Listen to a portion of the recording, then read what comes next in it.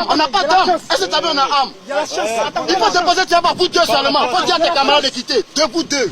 Fermez vos gueules. Quelle gueule, ta gueule. Vous avez une gueule. C'est pas une manière de parler.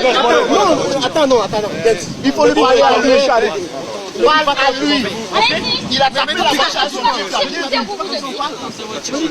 mais c'est pas ici, c'est pas votre pays. C'est pas comme ça on parle aux gens. Ne vous avez pas appris à respecter les gens ou quoi? L'éducation, vous en avez besoin. Tu ne crois pas, il était frappé. Dégage de là. Tu as besoin de l'éducation ou quoi? Tu as besoin d'être rééduqué. Allez-retour. Vous n'avez jamais gagné des guerres. Vous maintenant, vous pouvez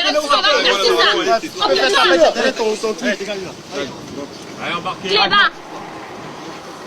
moi, je n'ai pas fait de ton pistolet là-bas, tu vas tirer. Tu vas me tirer. Tiens, tu n'es plus quoi? Tiens. Cléba. Ici, là, c'est encore une fois.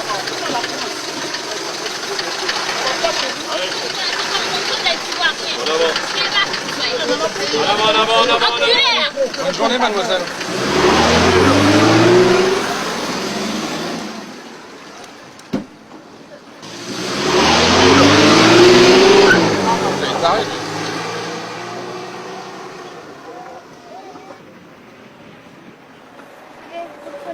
Premier signe des exactions commises la nuit précédente.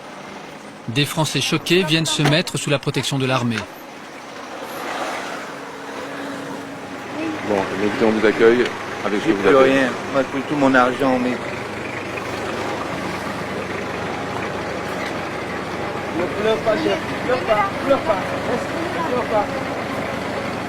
Ils m'ont pris tous mes papiers, j'ai plus de passeport, j'ai plus de pièce d'identité, j'ai plus de carte de crédit, j'ai plus rien. Mais non, je peux pas dire qu'ils ont été méchants avec moi, hein. À part un avec sa machette, quoi, parce que je voulais récupérer mon passeport absolument. Et... Moi, je suis arrivé un peu... Non, mais il n'y a pas de problème, monsieur. Dans cette voiture de l'ONU, un Français est évacué. Il a un œil crevé et des côtes cassées. Il a été tabassé par des manifestants.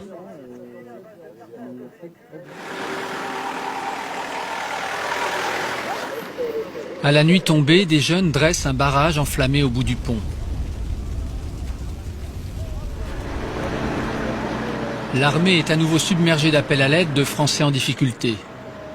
Un convoi s'organise. 2 bus encadrés par des hommes en armes et des blindés. Nous montons dans l'un des cars. À l'avant, un jeune militaire est évanoui. L'épuisement, le stress, la chaleur étouffante.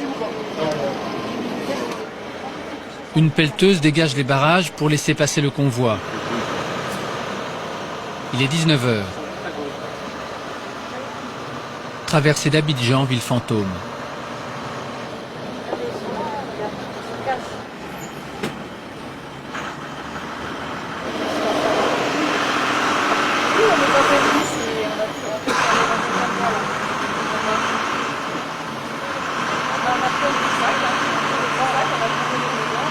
Le bus se remplit peu à peu de ressortissants français qui ont tout perdu.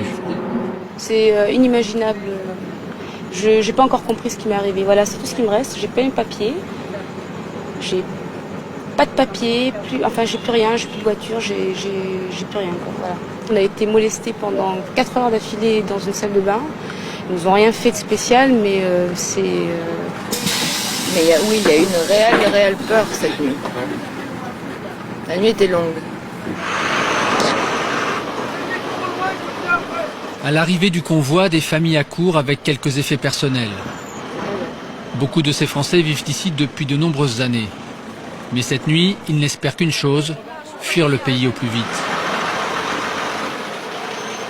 Un hôtel a été réquisitionné.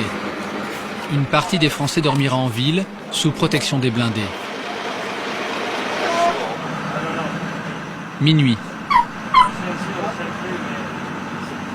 Le convoi arrive à son terminus, la base du 43e BIMA. Aux abords du camp, des traces d'affrontements. Les manifestants avaient encerclé la base.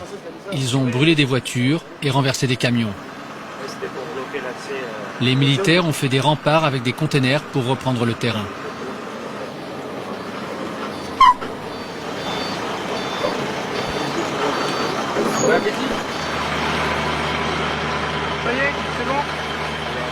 L'armée a improvisé un camp